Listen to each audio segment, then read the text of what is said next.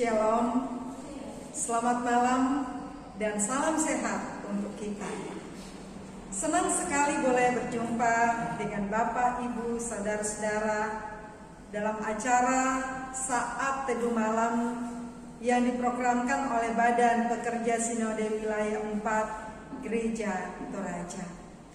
Suatu sukacita dan kebahagiaan bagi kami, Jemaat Pangkajene Sidendreng, yang biasa disingkat Jemaat Pangsip Klasis Parepare, jika malam ini diberikan kepercayaan memimpin Saat Teduh Malam edisi Kamis 26 November 2020. Karena itu saudara-saudara, mari kita siapkan hati dan pikiran kita untuk beribadah kepadanya. Kita mau menyembah Dia, sebab Tuhan itu baik, kasih setianya besar bagi kita. Dia sangat terindah dalam hidup kita. Seperti yang diungkapkan dalam pujian, Kau yang terindah di dalam hidup ini.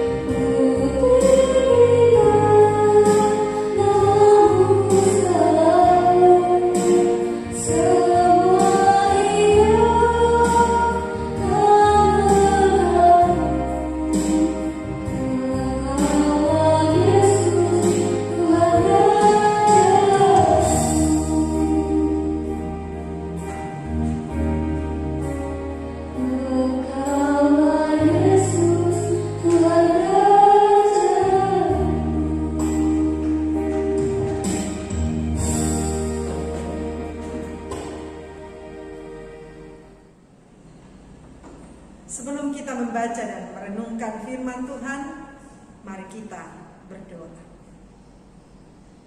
Firman-Mu adalah pelita bagi kaki kami dan terang bagi jalan kami. Kini Tuhan, kami ingin membaca dan merenungkannya. Kuasailah hati dan pikiran kami, agar kami boleh mengerti firman-Mu dan dapat melakukannya dalam seluruh kehidupan kami.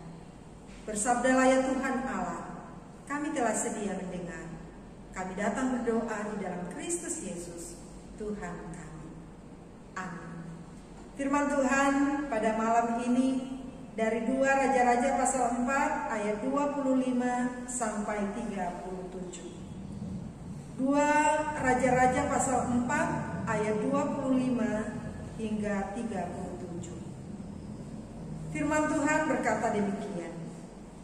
Demikianlah perempuan itu berangkat dan pergi kepada abdi Allah di Gunung Karmel.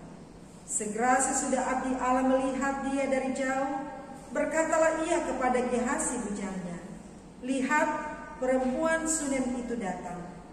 Larilah menyongsongnya dan katakanlah kepadanya, Selamatkah engkau? Selamatkah suamimu? Selamatkah anak itu?" Jawab perempuan itu, "Selamat." Dan sesudah ia sampai ke gunung itu, dipegangnyalah kaki abdi Allah itu. Tetapi Gehasi mendekat hendak mengusir dia. Lalu berkatalah abdi Allah, "Biarkanlah dia, hatinya pedih. Tuhan menyembunyikan hal ini daripadaku, tidak memberitahukannya kepadaku." Lalu berkatalah perempuan itu, "Adakah ku minta seorang anak laki-laki daripada tuanku? Bukankah telah aku katakan, jangan aku diberi harapan kosong?" Maka berkatalah Elisa kepada Gehasi, "Ikatlah pinggangmu, bawalah tongkatku di tanganmu dan pergilah. Apabila engkau bertemu dengan seseorang, jangan beri salam kepadanya. Dan apabila seseorang memberi salam kepadamu, janganlah balas dia. Kemudian taruhlah tongkatku ini di atas anak itu." Tetapi berkatalah ibu anak itu, "Demi Tuhan yang hidup dan demi hidupmu sendiri, sesungguhnya aku tidak akan meninggalkan engkau." Lalu bangunlah Elisa dan berjalan mengikuti perempuan itu. Adapun Gehasi telah berjalan mendahului mereka dan telah menaruh tongkat di atas anak itu. Tetapi tidak ada suara dan tidak ada tanda hidup. Lalu kembalilah ia menemui Elisa serta memberitahukan kepadanya, katanya, "Anak itu tidak bangun." Dan ketika Elisa masuk ke rumah, ternyata anak itu sudah mati dan terbaring di atas tempat tidurnya. Sesudah ia masuk, ditutupnyalah pintu, sehingga ia sendiri dengan anak itu di dalam kamar. Kemudian berdoalah ia kepada Tuhan. Lalu ia membaringkan dirinya di atas anak itu dengan mulutnya di atas mulut anak itu, dan matanya di atas mata anak itu, serta telapak tangannya di atas telapak tangan anak itu. Dan karena ia menyiarap di atas anak itu, maka menjadi panaslah badan anak itu. Sesudah itu ia berdiri kembali dan berjalan dalam rumah itu, sekali ke sana dan sekali ke sini. Kemudian menyiarap pula lah ia di atas anak itu. Maka bersinlah anak itu sampai 7 kali, lalu membuka matanya. Kemudian Elisa memanggil Gehasi dan berkata, "Panggillah perempuan Sunem itu." Dipanggilnyalah dia, lalu datanglah ia kepadanya. Maka berkatalah Elisa, "Angkatlah anakmu itu." Masuklah perempuan itu, lalu tersungkur di depan kaki Elisa dan sujud menyembah dengan mukanya sampai ke tanah. Kemudian diangkatnyalah anaknya lalu keluar. Demikian firman Tuhan. Yang diberkati adalah setiap orang yang mendengar dan melakukan firman Tuhan. Amin. Dari perikop ini diberi satu tema renungan, jangan takut bergumul. Saudara-saudaraku yang kekasih dalam Tuhan, siapapun tidak ada yang lepas dari namanya bergumul. baik kaya atau miskin, pintar atau bodoh, punya kedudukan tinggi atau rendah, orang baik atau jahat, dekat dengan Tuhan atau tidak, pasti suatu waktu diperhadapkan dengan pergumulan. Pergumulan adalah bagian dari kehidupan manusia. Siapapun tidak ada yang dapat mengelak dari pergumulan. Cepat atau lambat, pergumulan pasti suatu saat menghampiri seseorang. Saudara-saudara yang dikasihi Tuhan, firman Tuhan yang kita baca dan renungkan malam ini menceritakan pergumulan seorang perempuan Sunem. Siapakah perempuan Sunem ini? Dalam ayat 8 dikatakan dia seorang perempuan yang kaya. Itu artinya wanita ini atau perempuan ini bukan perempuan biasa-biasa saja, tapi perempuan yang luar biasa. Karena dia seorang kaya dan pasti dia terhormat. Tetapi tidak hanya kaya, Bapak Ibu Saudara. Ternyata dia juga adalah seorang yang baik hati dan punya ketulusan hati dalam melayani. Dia seorang perempuan yang senang berbagi, apalagi terhadap hamba Tuhan atau abdi Tuhan, dalam hal ini Elisa.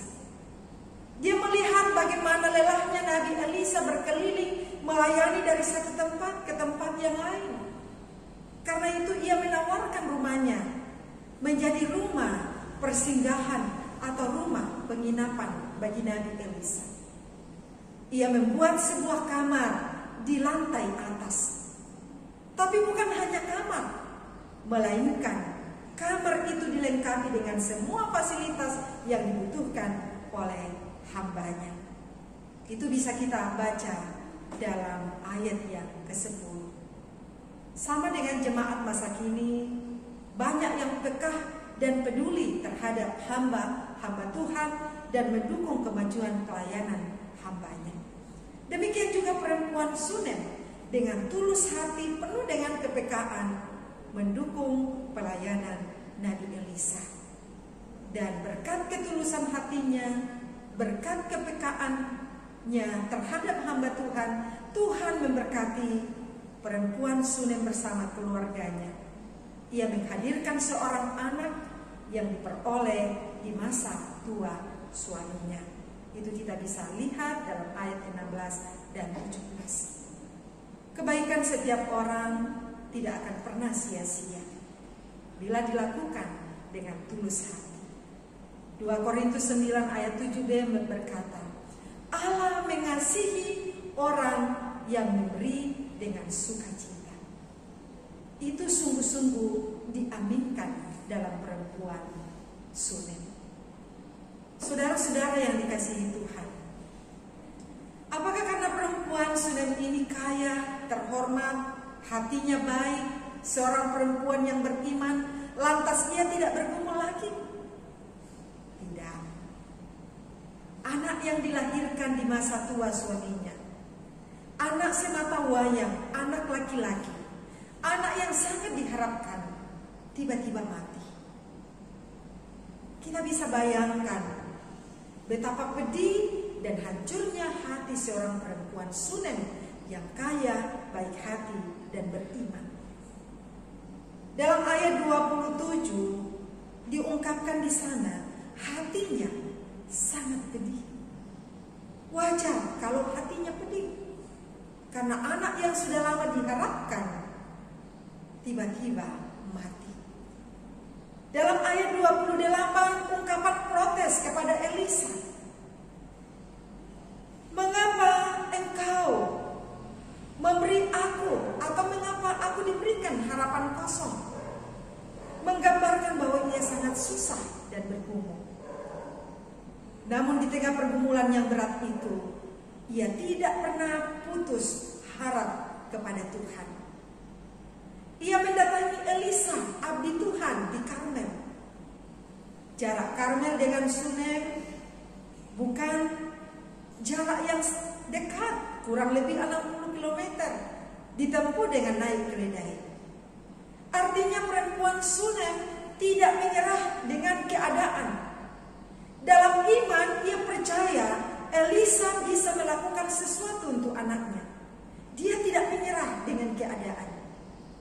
Dan berkat kegigihannya yang tidak pantang menyerah sambil mengimani kuasa Tuhan lewat abdi Allah Elisa, akhirnya anak yang mati hidup kembali. Ayat 36 dan 37 berkata, kemudian Elisa memanggil Gehazi dan berkata, panggillah perempuan Sunem itu. Dipanggilnyalah dia, lalu datanglah ia kepadanya. Maka berkatalah Elisa, angkatlah anakmu ini. Masuklah perempuan itu lalu tersungkur di depan kaki Elisa dan sujud menyembah dengan mukanya sampai ke tanah. Kemudian diangkatnyalah anaknya lalu keluar. Saudara-saudara, sidang jemaat yang dikasihi Tuhan, apakah kita merasa bahwa saat ini kita hidup takut akan Tuhan, rajin berdoa dan membaca firman, membenci dosa dan melakukan apa yang baik dan benar di mata Tuhan? Tetapi saat ini kita sedang diperhadapkan dengan pergumulan. Apa pergumulan, saudara? Sakit penyakit? Sudah berobat tapi tidak kunjung sembuh? Atau malah divonis dokter sisa hidup tidak lama lagi? Apakah kita sedang bergumul karena sedang di PHK dari pekerjaan karena dampak COVID? Apakah kita bergumul masalah anak-anak, masalah keluarga, masalah keuangan, masalah relasi? Atau juga saat ini kita bergumul karena adanya pandemi COVID yang masih ada di antara kehidupan kita? Saudara-saudaraku, jangan takut bergumul. Pujian dalam PKJ 302 berkata, jangan khawatir, janganlah takut, di tangan Tuhan tiada yang kurang. Jangan khawatir, janganlah takut, Tuhan jaminanmu. Tuhan Yesus adalah jaminan hidup kita. Itu sebabnya ia berkata, hai kamu yang letih lesu dan berbeban berat, marilah kepadaku, dan aku memberikan kelegaan kepadamu. Kalau saudara dan saya mau lega, datanglah pada Yesus. Banyak orang Kristen tetap dalam beban pergumulan. Hidupnya tertindas dan tertekan dengan pergumulan, sehingga senyum sangat sulit, apalagi tertawa. Ia tidak merasakan kelegaan. Ia selalu berada dalam tekanan hidup karena dia tidak datang kepada Yesus. Perempuan Sunem dapat menghadapi pergumulan dan dia tidak takut karena dia datang kepada Tuhan melalui Nabi Elisa. Ia yakin dan percaya Tuhan mampu menyelesaikan pergumulan hidupnya. Ia bisa menaklukkan pergumulan itu karena kuasa Tuhan. Jangan takut bergumul, Tuhan penolong yang sejati. Amin. Mari kita kembali mendengarkan pujian dari PPGT Jemaat Pansi.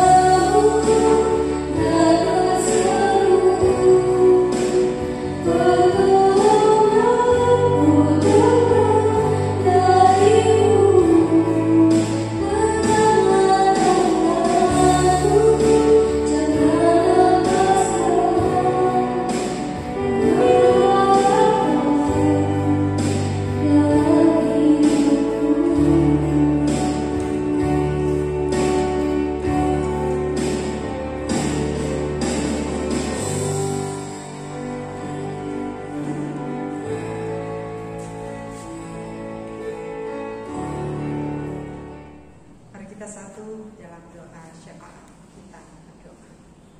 Kami datang bersyukur kepada Tuhan karena Engkau masih memberikan kami waktu dan kesempatan untuk beribadah, memuji dan memuliakan nama-Mu. Firman-Mu yang telah kami baca dan renungkan, Tuhan materaikan dalam hati kami, sehingga boleh bertumbuh dan berakar kuat serta punya pengaruh dalam kehidupan kami, untuk tetap kuat dan tegar menghadapi ketika ada pergumulan. Kami tidak lari, ragu dan bimbang, kami tidak putus asa, tapi kami percaya bahwa seberat apapun pergumulan kami, Tuhan sanggup menolong. Tuhan, tuntun hari-hari hidup kami ke depan sungguh penuh dengan pergumulan, terutama wabah virus corona yang sampai saat ini masih kami rasakan, masih ada di tengah-tengah kehidupan kami. Kuatkan kami menghadapi pergumulan ini, dan jika Tuhan berkenan, Engkau halau kami dari semuanya ini, agar kami tetap aman dalam perlindungan kasih. Tuhan memberkati kehidupan kami sehari-hari, keluarga kami, pekerjaan kami, anak-anak cucu kami. Kami serahkan semuanya ke dalam tangan-Mu. Engkau ya Tuhan menopang kehidupan kami hari lepas hari. Demikian saudara-saudara kami yang hidup dalam pergumulan, karena sakit penyakit, karena usia yang sudah lanjut, karena kehilangan orang-orang yang dicintai, dan pergumulan-pergumulan lainnya. Tuhan, tolonglah dan kasihilah mereka. Yang sakit Tuhan lawat dan sembuhkan, yang lanjut usia Tuhan tetap beri semangat dan pengharapan bahwa di masa tua Allah tetap hidup bagi mereka, dan yang kehilangan orang-orang yang dicintai, Engkau hiburkan mereka. Tuhan Bapa di surga, berkati bangsa dan negara kami, pemimpin-pemimpin kami, dari pusat sampai ke pelosok-pelosok, diberikan hikmat kebijaksanaan agar dapat memerintah dengan senantiasa mengedepankan kepentingan masyarakat. Mereka menjadi pemimpin yang takut akan Tuhan dan senantiasa mengayomi bangsa dan negara kami ini. Demikian juga ya Tuhan, untuk petugas keamanan TNI dan Polri di dalam mengamankan negara kami ini, beri mereka kekuatan dan kesehatan. Bahkan para petugas kesehatan yang merupakan pejuang terdepan COVID-19 saat ini, Engkau juga tetap menolong, menguatkan iman mereka, memberikan semangat dan melindungi, agar di tengah menjalankan tugas mereka tetap mengandalkan Tuhan. Bapa di surga, ini doa kami kepadamu, dengarkan kami. Semua ini kami bawa kepadamu di dalam Kristus Yesus, Tuhan dan Juru Selamat kami yang hidup. Amin.